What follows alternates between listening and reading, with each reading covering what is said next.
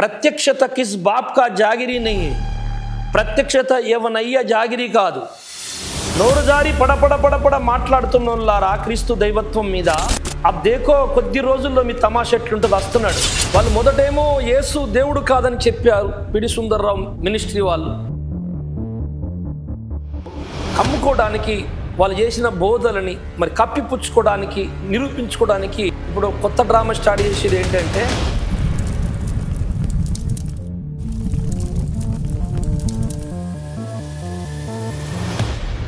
సత్యమే గెలుస్తుందన్నది వాస్తవమే, కానీ గెలిచిందల్లా సత్యము కాదు.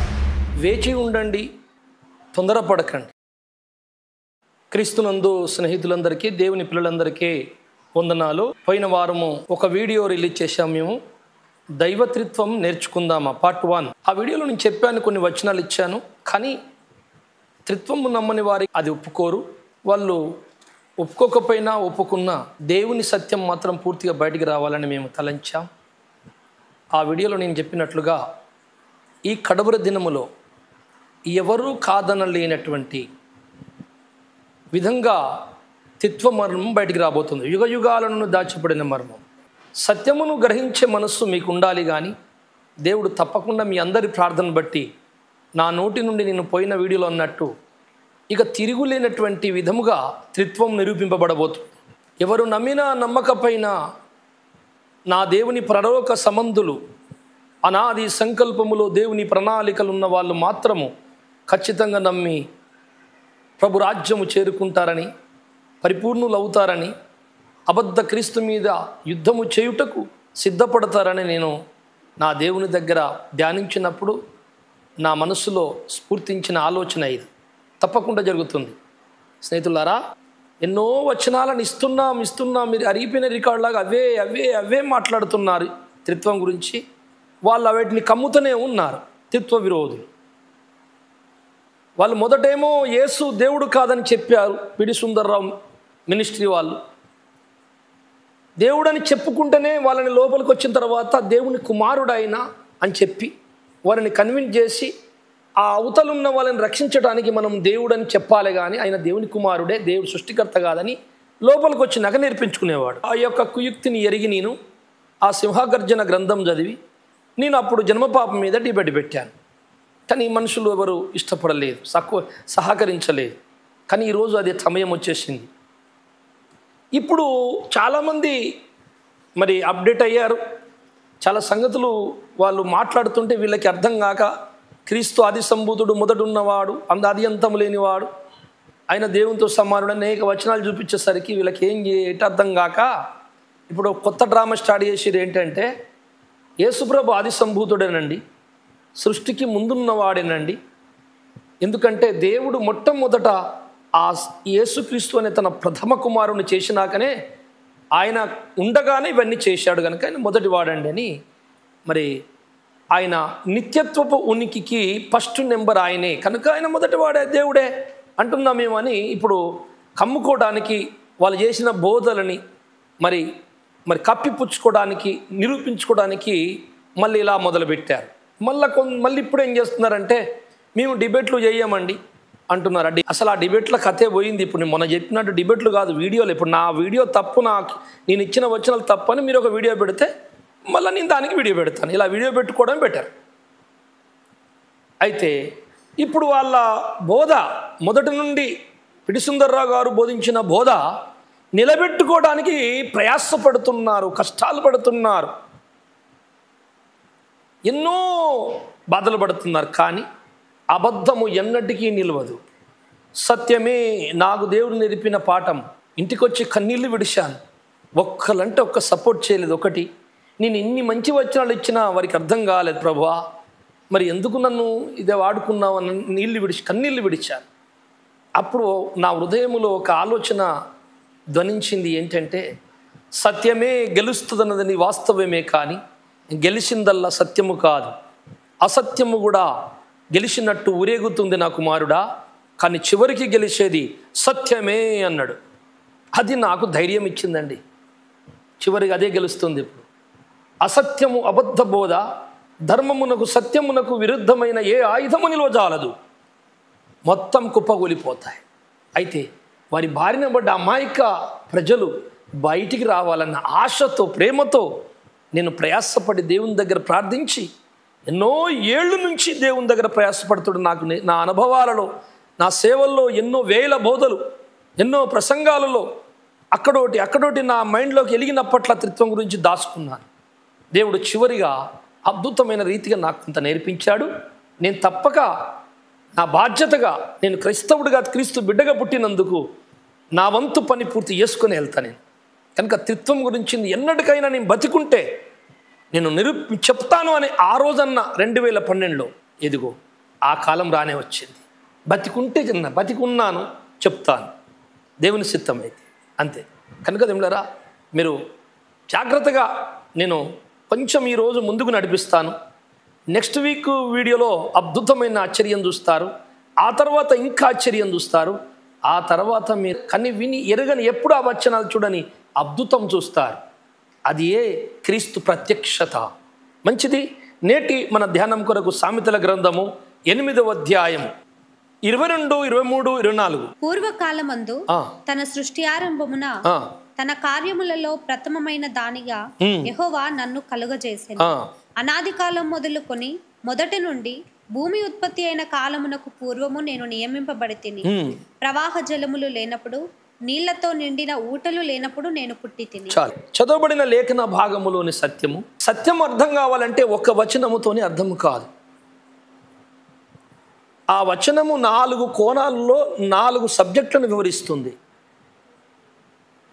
ఒక కోణాకు ఒక సబ్జెక్టు అది స్వార్థకు పనిచేస్తే, ఇంకో కోణాకు మనిషి పరిపూర్ణ దిశకు నడిపిస్తే, ఇంకో కోణ ఒక మెట్టెక్కిస్తే, ఇంకో కోణ పరిపూర్ణుని చేస్తుంది. అలా ఉంటుంది దేవుని జ్ఞానం.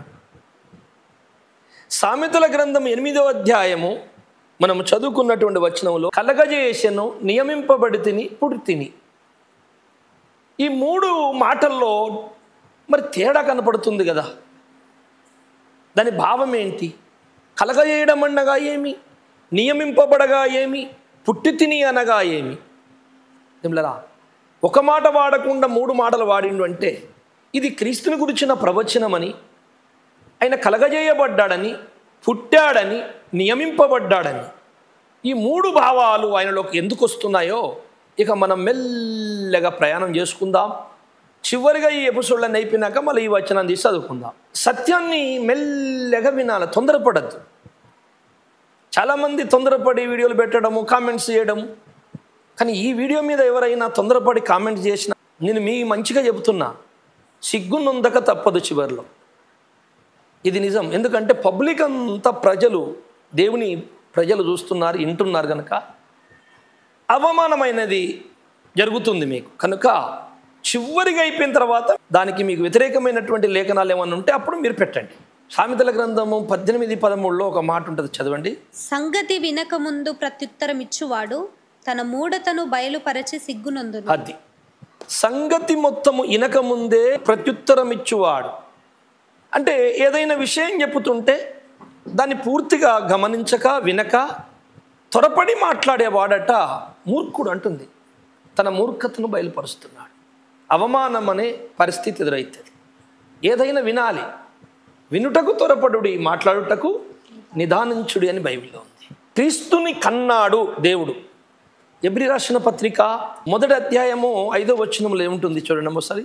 ఏలయనగా నీవు నా కుమారుడవు, నేను నేడు నిన్ను కనియున్నాను అనియు. కనియున్నాను, ఇదే మాట కీర్తన 2:7, మత్తాయి 3:17. కీర్తన 2:7, మత్తాయి 3:17. ఇదే మాట అక్కడ ధ్వనిస్తుంది. అక్కడ కూడా నేడు నిన్ను కని ఉన్నాను అనే మాట. అయితే దేవుడు అతన్ని కన్నాడండి. పుట్టి తిని అన్నాడు సామెతల గ్రంథములు 8వ అధ్యాయంలో. పుట్టి తిని, పుట్టినవాడు ఒకప్పుడు లేనోడే కదా. మనందరము పుట్టాము, సృజింపబడ్డాం. ఆయన కూడా క్రీస్తు సృజింపబడ్డాడు సృష్టికి పూర్వమే. కానీ పుట్టిన వాటిలో, సృజింపబడిన వాటిలో మొట్టమొదటి వ్యక్తి ఆది సంభూతుడు క్రీస్తు. కానీ నిత్యత్వపు దేవునిలో భాగము కాదండి అని ఇప్పుడు అక్కడికి వచ్చింది శాస్త్రం. వీళ్ళది అక్కడ ఆగింది. మీ ఆగిన కాడ అవతలిది దైవజ్ఞానం, అది చూపియాలి. ఏమంటే మానవుడు ఎక్కడి వరకు ఆలోచిస్తాడో ఎక్కడి వరకు ఆలోచించి ఆగిపోతుందో ఆ తర్వాత ప్రారంభమయ్యేదే దేవుని జ్ఞానం. ఆ దేవుని జ్ఞానం మానవుడు గుర్తించలేడు, ఎందుకంటే అగోచరుడు ఆయన, పరత్పరుడు, అగోచరుడు, గొప్పవాడు. అతన్ని మనము క్యాచ్ చేయలేము. మన బాడీ కానీ, మన మెదడు కానీ, మన మెదశక్తి కానీ ఆయనను క్యాచ్ చేయలేము. అయితే తను ఎవరికన్నా దొరకాలి అనుకుంటే, తను ఎవరికైనా అర్థం కావాలనుకుంటే అవుతుంది. తను అనుకోవాలి. ఆ కృపా కటాక్షము ఎవరి మీద చూపిస్తాడో మనకు తెలియదు. అది ఆయన అంత దయ. వారి మానసిక స్థితిని బట్టి, వారి పరిశోధన ఆసక్తిని బట్టి, వారి భక్తిని బట్టి, వారి అన్ని అంచనా వేసి ఎవరికి ఏ ప్రత్యక్షత ఉంటే మంచో అదే చేస్తాడు దేవుడు. లేఖనాలలో క్రీస్తుకు కొన్ని పేర్లు ఉన్నాయి. కుమారుడు, జ్ఞానమని, వాక్యమని, ఆది సంభూతుడని, బలవంతుడని, దేవుని బాహువు అని, ఆయన పేరు సత్యము, ఆయన పేరు జీవమని, మార్గమని, దేవుడు అని, దేవుని మర్మమని, దేవుని తత్వమని, వేకువ చుక్క అని, దూత అని ఇంకా ఉన్నాయి చాలా బైబిల్లో. ఆయా చోట్లలా పిలువబడ్డాడు. ఇక మనము ఎన్నో రోజుల నుంచి ఆయన యెహోవా దూత, దూత అంటే యెహోవా ఆయననే అన్ని చెప్పుకుంటూ వస్తున్నాం మనం. ఆ పేర్లన్నీ కలిపి ఒక సంచిలో వేసి పిండి బయటికి తీస్తే వెళ్ళే పేరైతే ఏదో ఉంటుందో ఆ పేరు తెలిస్తే యేసయ్య పుట్టుక తెలుస్తుంది. పుట్టిండు అనే మాటకు అర్థం తెలుస్తుంది మనకి. అప్పుడు దాకా తెలియదు. అయితే యేసుప్రభు పుట్టుక మనకు తెలియాలంటే దానికి ముందు మన పుట్టుక తెలవాలి. ఒక ఆయన అన్నాడు, రెండో రాకడ గురించి చెప్పండి సార్.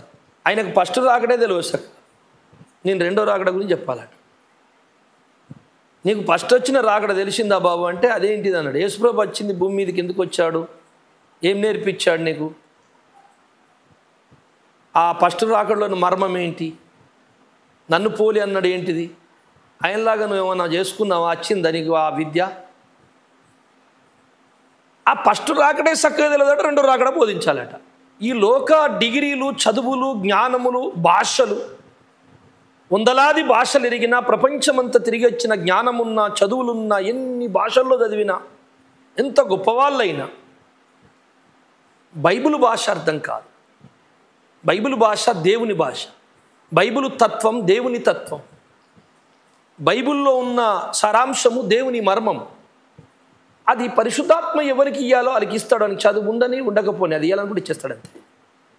దాని పేరే ప్రత్యక్షత అని పోయిన వీడియోలో నేను మంచిగా చెప్పాను. కొలస్సీ 2:2 ఒకసారి చదవమ్మా. వారు ప్రేమయందు అతుకబడి సంపూర్ణ గ్రహింపు యొక్క సకలైశ్వర్యము కలిగిన వారై దేవుని మర్మమై ఉన్న క్రీస్తును స్పష్టముగా తెలుసుకున్న వారై తమ హృదయములలో ఆదరణ పొందవలనని వారందరి కొరకు పోరాడుచున్నారు. దేవుని మర్మమై ఉన్న క్రీస్తును స్పష్టముగా తెలుసుకోవాలని, చదవడము కాదు, దాన్ని అర్థము చేసుకునే విషయంలో తేడా వచ్చేసింది మనకు, అంతే, ఇంకేం లేదు. సైతాన్ కూడా చాలా కుయుక్తిపరుడు, చదివిస్తూనే ఉంటాడు, ఒకటే అర్థమవుతుంటుంది, అంతలనే ఉంచుతాడు. దాన్ని ఇంకా అర్థం చేసుకునే విషయంలో మనిషిని ఎదగనియ్యాడు. దేవుని మర్మము అంటే దేవుని మర్మం ఏంటిది, దేవుని యొక్క మర్మం ఉన్నదట, అది మరుగై ఉన్నదట. ఆ మరుగు మర్మమే క్రీస్తట. ఆయన దేవుని మర్మమైన క్రీస్తుని మనం ఎలా తెలుసుకోవాలట, స్పష్టముగా. 2 పదాలుంటాయి, స్పష్టత, అస్పష్టత.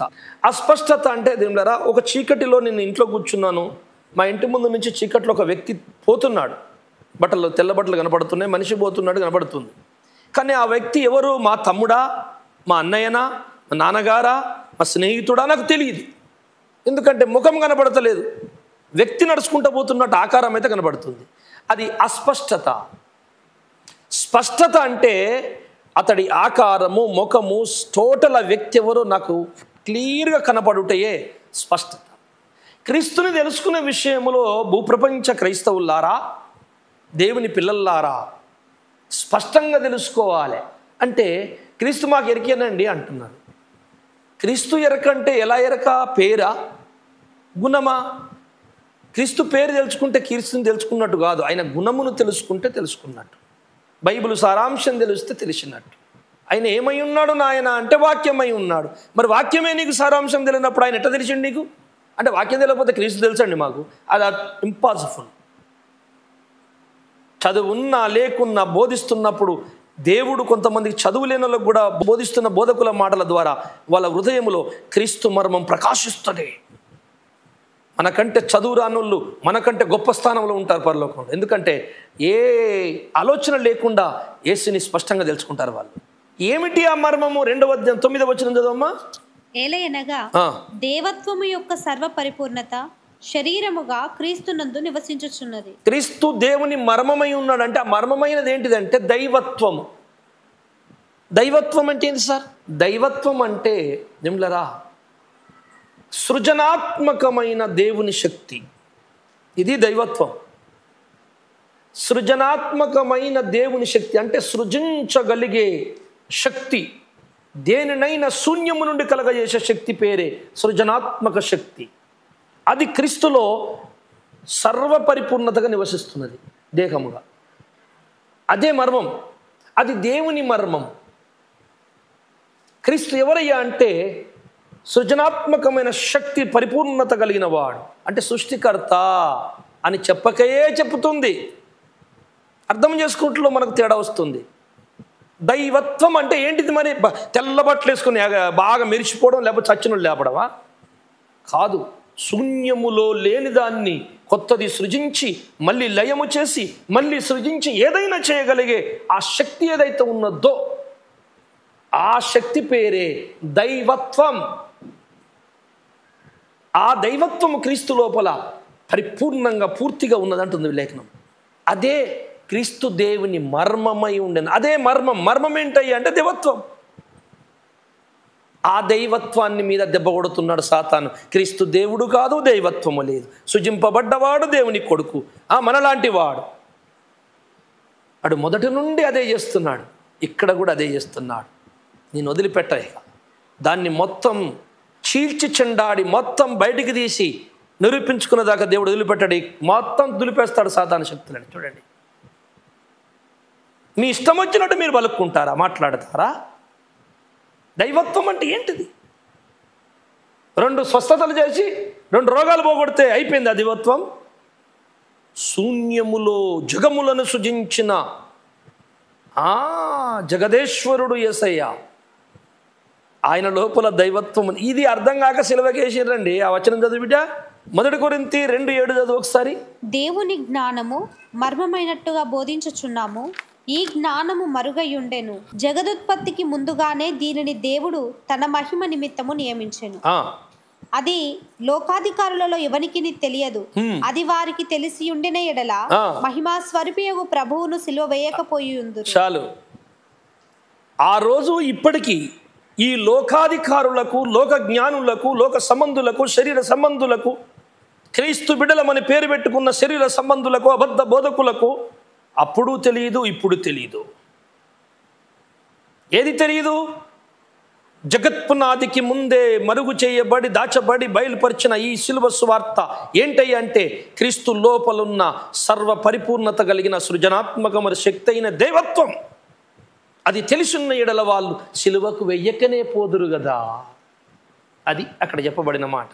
ఆనాడు తెలియదు, ఈనాడు తెలియదు. తెలియక పొరపడుతున్నారు మీరు. లేఖనములు కానీ దేవుని శక్తిని కానీ ఎరుగకయే మీరు పొరపడుచున్నాడు అంటాడు ఒకసారి యేసయ్య. లేఖనములను కానీ దేవుని శక్తిని కానీ. మాకెరకలే, మేము 40 ఏళ్ళ నుంచి బైబిల్ కాలేజీలు పెట్టి పరిశోధన చేస్తున్నామండి. స్కాలర్లో మేము దేశం మీద మాకు ఎన్నో సెంటర్స్ ఉన్నాయి భూమి మీద. పెద్ద పెద్ద మేధావులు చదువుకున్న వాళ్ళు, ప్రొఫెసర్లు ఉన్నారు, మాకు థియాలజీ చదువుకున్న వాళ్ళు ఉన్నారు, గొప్ప గొప్ప వాళ్ళు ఉన్నారండి. మీరు 1,00,000 సంవత్సరాలు పరిశోధన చేయండి బైబిల్ మీ శరీర జ్ఞానముతో. నా యేసయ్య ఆత్మజ్ఞానముతో ఒక చదువుగానంతో మొత్తం కుప్పగుచ్చి పడేస్తాడు. అంత గొప్పడు ఆయన. దేవుడు ఎవరికి దగ్గర అవుతాడంటే మనస్తత్వము. నీ మనస్సు మంచిగా ఉండాలి. ముందు నీ మనస్సే చెడిపోయి ఉందే, నీకు దేవుని మర్మం ఎట్లా చెప్పుతాడండి, ఎట్లా నమ్ముతాడండి? నమ్మకస్తులైనాక వారి కొరకైనా ఎతుకుచున్నాడన్న రాయబడిన మాట మరిచితిరా. అందుకే ఎఫెసీ పత్రిక 1వ అధ్యాయం 19వ వచనం ఏముంది చూడు బిడ్డ. మన ప్రభువైన యేసుక్రీస్తు యొక్క దేవుడైన మహిమా స్వరూపియగు తండ్రి తన్ను తెలుసుకొనుట యందు మీకు జ్ఞానమును ప్రత్యక్షతయును గల మనసు అనుగ్రహించున్నట్లు నేను నా ప్రార్థన యందు మిమ్మును గూర్చి విజ్ఞాపన చేయుచున్నాను. జ్ఞానమును ప్రత్యక్షత గల మనసు, జ్ఞానమును ప్రత్యక్షత గల మనసు, జాగ్రత్తగా వినాలి. అనుగ్రహించున్నట్లు నిన్న ఆ ప్రార్థనలో జ్ఞాపకం చేసుకుంటున్నాడు మహాభక్తగ్రేశ్వరుడైన పౌలయ్య గారు. అంటే మనుషులకు భక్తులకు ఏం రావాలి? ప్రత్యక్షత గల మనసు ఇవ్వాలి దేవుడు. మనసు ప్రత్యక్షతను ఆపేక్షించాలి. ఆపేక్షించుట, ఉపేక్షించుట రెండు పదాలు ఉంటాయండి. ఉపేక్షించుకుంట వదిలిపెట్టుకునుట, ఆపేక్షించుట అంటే ఇష్టపడుట. ప్రత్యక్షత అనగా దేవుడు నీ ముందుకు తీసుకొచ్చే, నీ కనుల ముందుకు తీసుకొచ్చే ఒక గొప్ప సన్నివేశం. అక్షత, అక్షములు నయనములు అంటే కనులు, కనులను నయనములు అంటారు, అక్షములు అంటారు, నేత్రములు అంటారు. అలాగున అక్షములు అన్న కనులే. ప్రత్యక్షత అంటే నా కనుల ముందుకు రావటం. ఏ కనుల ముందుకు? ఈ భౌతిక నేత్రాలు కాదు, మనోనేత్రాల ముందుకు వచ్చే మర్మము, సత్యము, ప్రత్యక్షత. అప్పటి వరకు నాకు తెలియదండి. ఇట్లాంటి కొన్ని వందలు నా జీవితంలో అనుభవాలు. ఈ చదువురాని దద్దమ్మకి ఏం తెలియదు. అప్పటి వరకు నాకు తెలియదు అసలు. లేఖనం చదువుతున్నా, లేదా ఆలోచిస్తున్నా, లేదా ప్రార్థిస్తున్నా, ఏదో ధ్యానిస్తున్నా, నాకు తెలియని ఒక అద్భుతమైన సన్నివేశము లేఖనాల్లో ఇముడున్న మర్మము నా మనసులో, నా మెదడులో చక్కన మెరిచింది. చక్కన మెరవంగానే నాకు ఆలోచన వచ్చింది, పరిశోధన చేస్తున్నా, ఆ మర్మం దొరికిపోయింది లేఖనాల్లో. చూసారా? దాని పేరే ప్రత్యక్షత. ఇది నా ఒక్కనికే కాదు. పౌలయ్య అన్నట్టు 2 తిమోతి 4:7 చదివిట.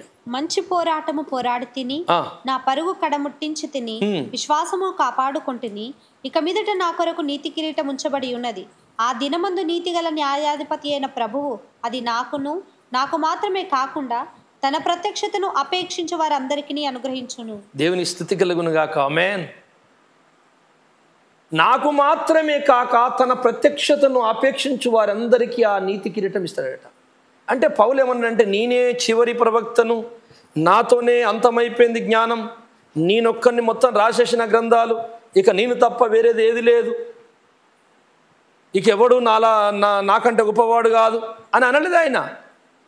ప్రత్యక్షత కిస్ బాప్ కా జాగిరీ నయ్యే. ప్రత్యక్షత ఎవనయ్య జాగిరీ కాదు. దైవ ప్రత్యక్షత మనిషి యొక్క మానసిక స్థితి అని భక్తిని బట్టి, వాని భక్తి స్థితిగతిని బట్టి, వాని అంతస్తును బట్టి, వాని మెదస్సును బట్టి, ఆసక్తిని బట్టి దేవుడు అతనికి ఎంత ప్రత్యక్షత అయితే అందుకోగలదో, ఆ బాడీ జీర్ణించుకోగలడో అంత ప్రత్యక్షత ఇస్తాడు. నాకంటే ఇంకా గొప్ప ప్రత్యక్షత గల వారు ఈ భూమి మీద ఉంటారు. ఎప్పుడు కూడా నేనే సత్యం, నాతోనే కథమైపోయింది అనద్దు. మీకు తెలియనివి అనేక సంగతులు ఇంకొనికి తెలిసి ఉంటాయి. కనుక ఈ ప్రత్యక్షత గల మనసు నా ఒక్కనికే కాదు, ఇంకా కొంతమందికి ఉంటుందని ఒప్పుకోవాలి. అలాగున ఈ కడవరి దినములో నాలాగా కొన్ని ప్రత్యక్షతలు కలిగి చెప్పగలిగే వారు ఉన్నారు భూమి మీద. వాళ్ళ కాళ్ళు గడిగి మన నెత్తి మీద పోసుకున్నా నిమ్మలారా రుణం తీర్చలేం, అంత గొప్ప. ఎందుకంటే ప్రత్యక్షతను ఆపేక్షించేవాడు ఎట్లుంటారో తెలుసా మీకు? సర్వ కష్టాలు పడతారు, సర్వ బాధలు పడతారు, శరీరం మందు కొట్టబడతారు, రోగాలతో కొట్టబడతారు, కరువులతో బాధపడతారు, కుటుంబ సమస్యలతో బాధపడతారు, సంఘాలతో బాధపడతారు, అనేక వెన్నుపోట్లు, పక్కపోట్లు, ఇన్నులుపోట్లు అన్ని దెబ్బలు తింటారు, అప్పుల పాలవుతారు. అయినా సత్యాలు ధ్యానిస్తారు, చెప్తూనే ఉంటారు. ఎందుకు పడుతున్నారో వాళ్ళకి తెలియకుండా కష్టపడుతుంటారు. అట్టివారి వేడల దేవుడు ఒక ప్రత్యేకమైన వైరు లింకు పెట్టి ఉంచుతారు. ప్రత్యక్షత వైరు, కరెంటు వాళ్ళకు వస్తూ ఉంటాయి. కనుక ఆ ప్రత్యక్షత నాకు మాత్రమే కాదు, నాలాగా ప్రత్యక్షతను ఆపేక్షించే వారందరికీ అన్నాడు పౌలయ్య. అనిపోయాడు. ఇక ఆయన అయిపోయిన తర్వాత నేను ఒక్కనే నా పునాది, ఇక నేను ఒక్కనే ప్రత్యక్షత, లాస్ట్ ఇక ఎవరికి రాదు అని అనకూడద్దు. తప్పు అయిపోతుంది సుమి. దేవునికి భయపడు వారు ఎప్పుడు ప్రవక్తలు తప్పు తెలిసినప్పుడు పశ్చాత్తాపానికి గురవుతారు. అబద్ధముని ఇష్టపడి కప్పుకునే వాళ్ళు, పశ్చాత్తాపం చెందరు. వాళ్ళ తప్పుల్ని కప్పుకొని ఇంకా గొప్పవారిగా చెప్పుకుంటారు. కానీ నిజమైన ప్రవక్త తప్పును ఒప్పేసుకుంటాడంతే. అది కాదు, లేఖనమే గొప్ప అంటాడంతే, ఆయన చెప్పిందే కరెక్ట్ అంటాడంతే. మత్తయి సువార్త 15:9 ఏముందంటే, ఈ ప్రజలు తమ పెదవులతో నన్ను ఘనపరచుదురు, కానీ వారి హృదయము నాకు దూరముగా ఉన్నది. మనుషులు కల్పించిన పద్ధతులు దైవోపదేశములని బోధించుచు వారు నన్ను వ్యర్థముగా ఆరాధించుచున్నారు. మనుషులు కల్పించు పద్ధతులు దైవోపదేశములు. దీని అర్థం ఏంటంటే, మనుషుని తలకాయల పుట్టే, ఈ పుర్రెల పుట్టే ప్రతి ఆలోచన దేవుని శాసనాలు కావు. దీని అర్థం అది. నీకు వస్తున్న ప్రతి తలంపు, ప్రతి ఆలోచన దేవుని శాసనము కాదు. దేవుడు కలలో మాట్లాడతాడు, ప్రేరేపణలో మాట్లాడతాడు, వాక్యముతో మాట్లాడతాడు, పరిస్థితులతో మాట్లాడతాడు, వ్యాధులతో మాట్లాడతాడు, కరువులతో మాట్లాడతాడు, అప్పుల్లో మాట్లాడతాడు, ఇతరులతో మాట్లాడతాడు, ఏ స్థితిలో మాట్లాడతాడు. సేమ్ అలాగే సైతాను కూడా కలలో మాట్లాడతాడు, ప్రేరేపణతో మాట్లాడతాడు, వాక్యంతో మాట్లాడతాడు. వాడు సేమ్ దేవుడిలాగా చేస్తాడు. కనుక నీకు పుట్టేటివన్నీ దేవునివి కావు సుమి. మరి ఎలా గుర్తుపడుతుంది? అదే ప్రత్యక్షత. ప్రత్యక్షత అనే ఒక రూట్ ఉంటుంది. ప్రత్యక్షతను ఆపేక్షించి వానికి తప్ప దేవునికి వానికి ఉన్న రూట్ లింకు ఎవ్వనికి దొరకదా లింకు. ఇది ప్రత్యక్షత గలవారు ఎవరైనా ఈ వీడియో వింటున్నట్లయితే ఖచ్చితంగా నా మాట నమ్ముతారు వాళ్ళు. అరే మనకున్నదే అన్న చెప్తున్నాడు రావని. అది వాళ్ళకి అర్థమవుతుంది, ఇంకెవరికి అర్థం కాదు, పక్క వాళ్ళకి. ఆ వ్యక్తికి ఆ దేవునికి తెలుస్తుంది ఆ లింకు. అందుకే సాతాను వాన్ని ఏమీ చెయ్యలేడు. వాళ్ళు గుర్తుపట్టేస్తారు ఇది సైతాన్ ప్రేరేపణ అని. ఇంకా మనుషులు వీళ్ళందరూ వారి సొంత బుర్రెల పుట్టిన ఆలోచనలు, వాళ్ళ సొంత ట్రైనింగ్లు, వాళ్ళ సబ్జెక్టులు, వాళ్ళ లెసన్స్ కావు. దేవుని ప్రత్యక్షత కాదు, నమ్మకండి. 13:10 ఒకసారి చదివిబిడ్డ. మత్తయి సువార్త 13:10. తర్వాత శిష్యులు వచ్చి, నీవు ఉపమాన రీతిగా ఎందుకు వారితో మాట్లాడుచున్నావని ఆయనను అడగగా, ఆయన వారితో ఇట్లా, నేను పరలోక రాజ్య మర్మములు ఎరుగుట మీకు అనుగ్రహింపబడి ఉన్నది, కానీ వారికి అనుగ్రహింపబడలేదు.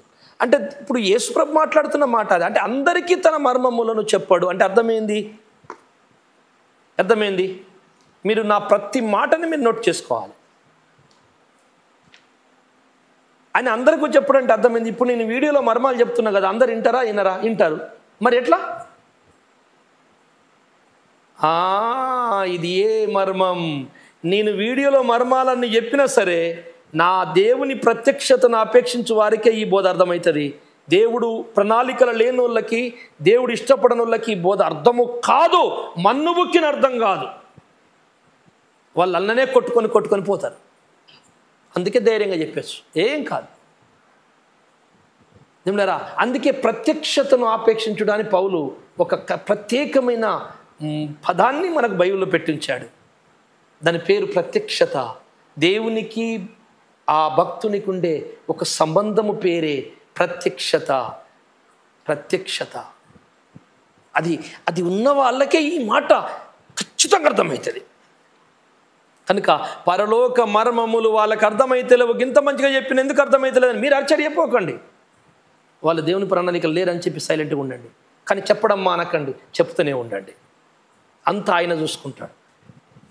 అపోస్తల కార్యం 3:21 ఏముంది చదవమ్మా. అన్నిటికీ కుదురుబాటు కాలంలో వచ్చునని దేవుడు ఆది నుండి తన పరిశుద్ధ ప్రవక్తల నోట పలికించెను. అది అన్నిటికీ కుదురుబాటు అంటే ఏంటిది?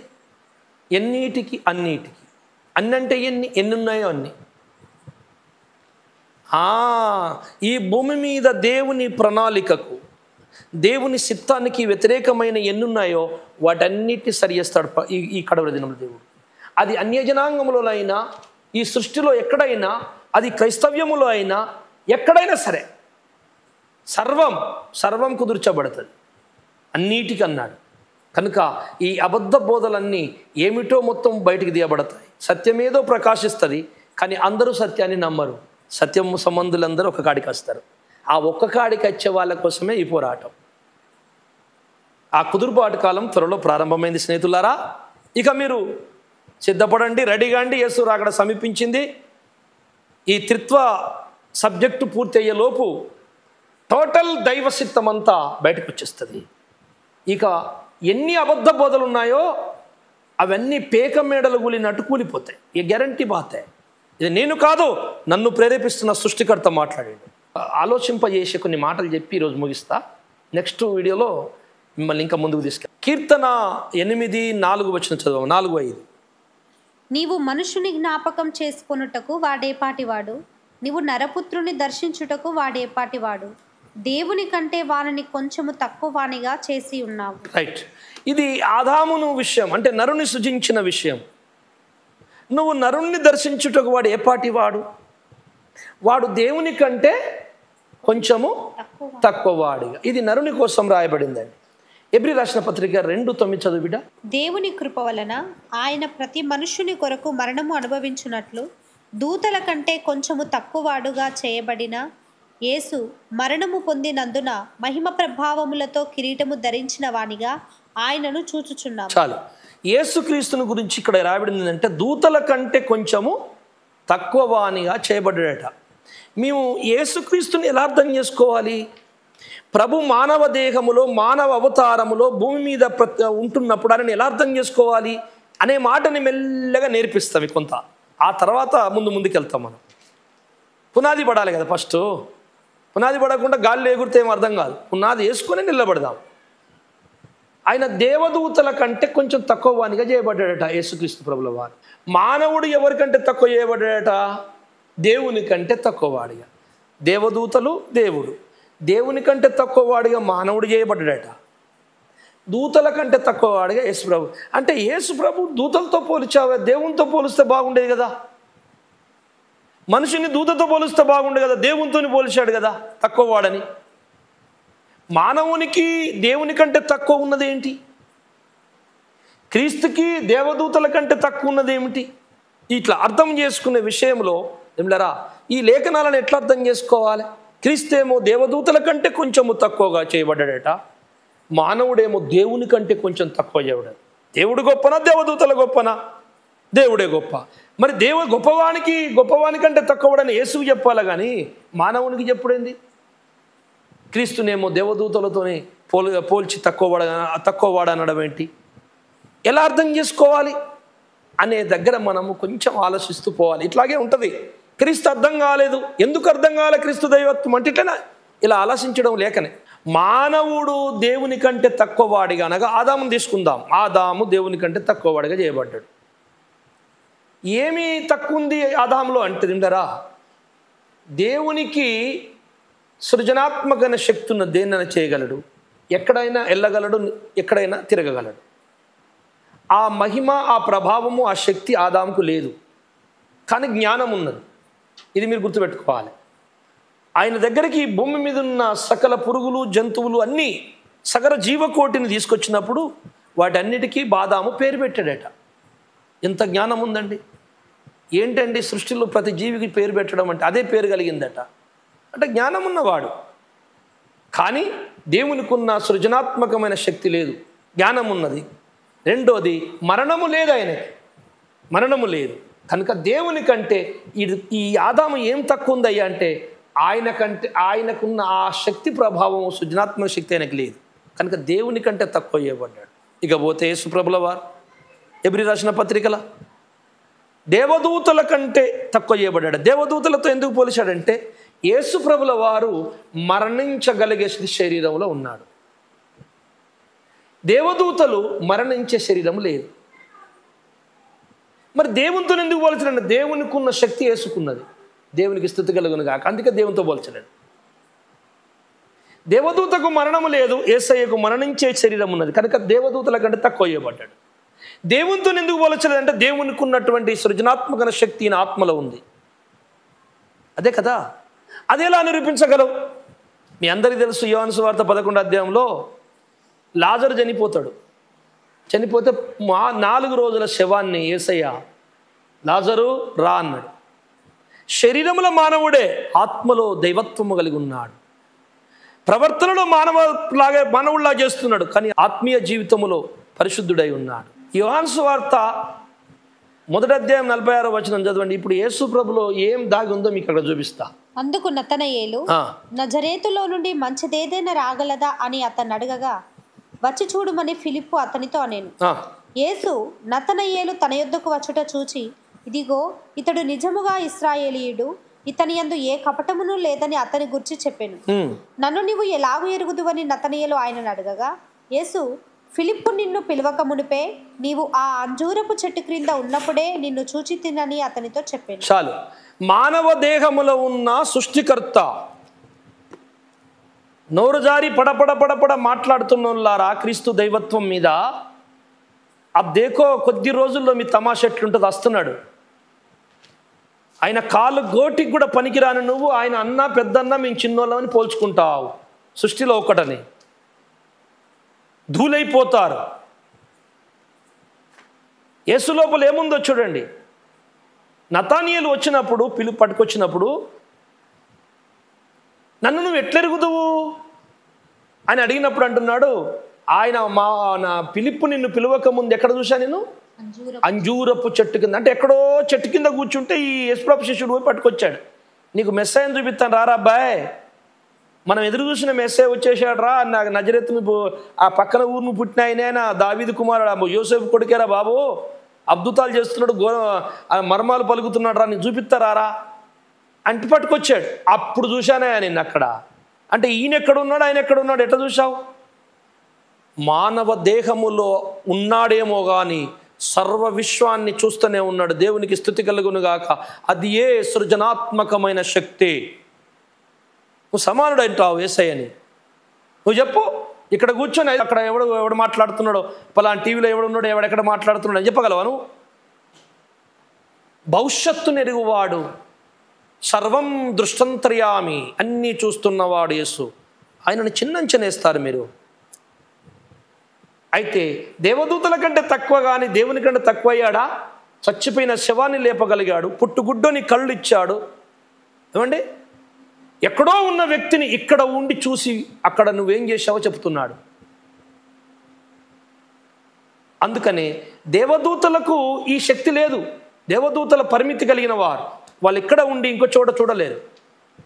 సైతాను కూడా పరిమితి కలిగిన వాడు ఇక్కడ ఉంటాడు, ఇంకో చోట ఉండలేడు.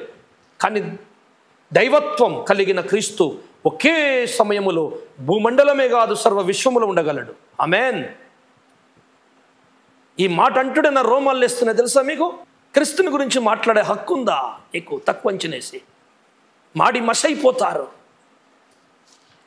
దేవదూతలకు పరిమితి ఉందండి, ఇక్కడే ఉంటే ఇంకొకడు ఉండే. అందుకే అన్నాడు కదా ఆ అపవాది అనేది, ఈ లోకాధికారి వచ్చుచున్నాడు, ఆయనకి నాకు మనం వెళ్ళిపోదాంపా అంటాడు. ఎందుకంటే లోకాధికారి అనే సాతాను ఇక్కడ ఉంటే ఇంకో చోట ఉండలేడు, అక్కడ ఉంటే ఇంకో చోట ఉండలేడు. కాకపోతే వానికి నెట్వర్క్ ఉన్నది, వాని దూతలు అన్ని వర్తమానాలు అందిస్తారు అంతే తప్ప వాడు సర్వంలో అంతటా ఉండేవాడు కాదు. అలాగే దేవదూతలు ఉండరు కనుక దేవదూతల కంటే తక్కువ వాడుగా ఎందుకు అన్నాడంటే, కేవలము దేవదూతలకు మరణం లేదు, ఈయనకు మరణం ఉంది, మరణం కలిగిన శరీరం ఉన్నది అంతే. అది కానీ దేవునితో ఎందుకు పోల్చాలంటే దేవునికి ఉన్న లక్షణాలన్నీ ఈయన లోపల ఉన్నాయి. సృజనాత్మకమైన శక్తి ఉంది, శవాలను లేపగలిగాడు, ఇక్కడే ఉండి అన్ని చూడగలిగాడు, నువ్వు అనుకుంటున్నది బయట పెట్టగలిగాడు. ఎవరు చెప్పగలరది? ఇది దూతలతోని అవుద్దా? మత్తయి సువార్త 13:34 ఒక మాట అన్నాడు చూడండి. నేను నా నోరు తెరిచి ఉపమాన రీతిగా బోధించదను, లోకం పుట్టినది మొదలుకొని మరుగు చేయబడిన సంగతులను తెలియజెప్పేదను. ఆహా, దేవునికి స్తోత్రములు. లోకము పుట్టినది మీరు అన్నారు కదా యేసుప్రభుల వారికి. లాస్ట్కి వీళ్ళకి ఏం అర్థం కాలే, అన్ని నిరూపిస్తున్నారు. ఆది సముద్రం అంతా మొదట ఉన్నవాడని. అరే ఏం చేద్దాంరా మన బోధలు నిలబెట్టుకోవాలి, మన మినిస్ట్రీ నిలబెట్టుకోవాలి, మన బైబిల్ కాలేజీ నిలబెట్టుకోవాలి, ఏం చేయాలని? యేసుప్రభుల వారు సృష్టి కంటే ముందున్నోడే, ఆల్రెడీ సృజింపబడ్డాడు, అక్కడ ఉన్నాడండి ఆల్రెడీ, ఆయన ముందే ఆయన చేయబడ్డాడు, ఆయన ఆది సముద్రుడు అని అక్కడ ఆపేశారు. ఎందుకంటే ఆ తర్వాత ఏం జరిగింది ఎవరికి తెలియదు కనుక వాడు చెప్పలేడురా అనుకుంటున్నారు కదా. జగత్పునాదికి ముందు జరిగిన ప్రత్యక్షతలు కూడా ఇప్పుడు రాబోతున్నాయి బయటికి. దేవునికి స్తోత్రం కలుగును గాక. ఈ మహానీయుడు మానవ రూపములున్న ఈ గొప్ప దేవనాయుడు ఏమంటున్నాడో తెలుసా? లోకము పుట్టిన మొదలుకొని మరుగైన వాటిని నా నోరు తెరిచి మాట్లాడేదను, చెప్పేదను. ఎప్పుడు సంగతులు చెప్తున్నాడు అయినా? లోకము పుట్టిన మొదలుకొని మరుగు చేయబడ్డ సంగతులు చెప్పాలి కదా మరి. అవును చెప్పాలి, చెప్తున్నాడు వినండి. అపొస్తలుల కార్యము 7:53 చదువు. దేవదూతల ద్వారా నియమింపబడిన ధర్మశాస్త్రమును మీరు పొందితిరి గాని దానిని గైకొనలేదని చెప్పాను. నిర్గమకాండం 31:18 చదువు. మరియు ఆయన సీనాయి కొండ మీద మోషేతో మాట్లాడట చాలించిన తర్వాత ఆయన తన శాసనములు గల 2 పలకలను అనగా దేవుని వ్రేలితో వ్రాయబడిన రాతి పలకలను అతనికిచ్చాను. చాలు. ఏమండి, అపోస్తుల కార్యముల ఆత్మవశుడైనటువంటి పేరు స్టెఫెను. దేవదూతల ద్వారా నియమింపబడ్డ రాయబడ్డ ధర్మశాస్త్రం మీరు పొందుతురి అని. అంటే దేవదూతలు, ఈ టాపిక్ కూడా నడుస్తుంది, మీకు ఆలోచించడానికి చివరిగా చెప్తున్నాయి మాటలు. దేవదూతల ద్వారా నియమింపబడ్డదని, ధర్మశాస్త్రం నియమింపబడ్డదని స్టెఫెన్ చెప్పాడు. కానీ నిర్గమకాండములో ఏమున్నది? దేవుని వేలుతో రాయబడ్డ ధర్మశాస్త్రపు పలకలు. అసలు దేవుని వేలుతో రాసి దేవుడిచ్చాడా, లేకపోతే దేవదూతల ద్వారా వీళ్ళకు ఈ ధర్మశాస్త్రం వచ్చిందా? ఈ మాట నిజమా, ఆ మాట నిజమా? వచ్చే ముందు వీడియోలో మీరు అన్నీ చాలా పెద్ద పెద్ద సబ్జెక్టులు, ఇవన్నీ తెలుసుకుంటేనే ఈరోజు వీడియోలో క్రీస్తుని మీ గురించి, దైవత్వం గురించి చెప్పినట్టు అవి తెలుస్తూ ఉంటాయి. కొలస్సీ 3 మొదటి 3 వచనాలు చదువుదా. మీరు క్రీస్తుతో కూడా లేపబడిన వారైతే పైనున్న వాటిని వెదకుడి, అక్కడ క్రీస్తు దేవుని కుడి పార్శ్వమున కూర్చుండి ఉన్నాడు. పైనున్న వాటి మీదనే గాని భూ సంబంధమైన వాటి మీద మనసు పెట్టుకొనకుడి, ఏలయనగా మీరు మృతి పొందితిరి, మీ జీవము క్రీస్తుతో కూడా దేవుని యందు దాచబడి ఉన్నది. మీ జీవము క్రీస్తులో దాచబడి ఉన్నది. ఆదికాండము 4:10. అప్పుడు ఆయన, నీవు చేసిన పని ఏమిటి? నీ తమ్ముని రక్తం యొక్క స్వరము నేలలో నుండి నాకు మొరపెట్టుచున్నది. చాలు. మీ జీవము క్రీస్తులో దాచబడింది అన్నప్పుడు ఏబేలు జీవము నేల నుంచి ఎట్లా మొరపెడుతుంది? ఏబేలు నీతిమంతుడు కాదా? నీతిమంతుల జీవము ప్రాణాలు దాయబడి ఉందని చెప్పినప్పుడు మరి ఏబేలు రక్తం భూమి నుండి మొరబెట్టింది, ప్రాణము భూమిలో నుండి మొరబెట్టింది. రక్తములోని ప్రాణమును బట్టి లేవికాండములు ఉంటుంది, మీకు మీ పాప క్షమింపబడుతుంది. రక్తము లోపల ప్రాణం ఉంటుంది. ఆ ఏబేలు రక్తము లోపల ప్రాణం ఉన్నది, అది భూమి నుండి నేల నుండి మొరబెడుతుంది. మరి ఆత్మ ఎక్కడుంది? ఇది మీరు ఆలోచించాలి. నేను చెప్తా, వీటి అంతా మొత్తం చెప్తా, మీకు జస్ట్ ఆలోచించడానికి చెప్తున్నాను. క్రీస్తు లోపల జీవం దాచబడినప్పుడు అప్పుడు ఇంకా క్రీస్తు రాలే కదా. క్రీస్తు లోపల మరి ఉండడా ఆయన? ఏబేలు క్రీస్తు లోపలకు రాడా? ఆయన బలి అర్పించలేదా? బలిని నమ్మలేదా? అలాగున ఈ వచనాలని ఒకదానికి ఒకటి పరస్పర విరుద్ధంగా మాట్లాడుతున్నప్పుడు, అర్థమగానప్పుడు ఏం చేస్తారంటే ఈ దొంగ బోధకులు ఈ మనుషులకు అర్థమయ్యేది ఏదో ఒకటి వృద్ధి పడితే మహాజ్ఞానం మహాజ్ఞానం అని తొడలు కొట్టుకుంటారు. అసలు జ్ఞానము అర్థము కాదు, ఈజీగా అర్థమయ్యేది జ్ఞానమే కాదు. మర్మం అంటేనే అర్థము కానిదని అర్థం. కనుక స్నేహితులారా, మీరు ఆలోచించండి. ఇప్పుడు చెప్పిన వచనాలని త్వరలో చెబుతాన్ని. పెద్ద పెద్ద సబ్జెక్టులే కానీ ఎన్నో గంటలు చెప్పాల్సిన వాటిని నేను చిన్నగా చేసి మీ ముందుకు, ఈ ప్రపంచానికి తొందరగా అందిద్దాం త్రిత్వం గురించి అని ముందుకు వచ్చాను. మీరు ఎదురు చూడండి, అనేకులకు ఇప్పటికే పరిచయం చేయండి, ఈ వీడియోని అందరినీ సిద్ధపరచండి, సబ్స్క్రైబ్ చేసుకోండి. ఇలా నా కోసం ప్రార్థన చేయండి ముందు మీరు. ఆ దేవుడు మిమ్మల్ని దీవించి ఈ పాఠం ఫలింపజేయును గాక. ఆమేన్.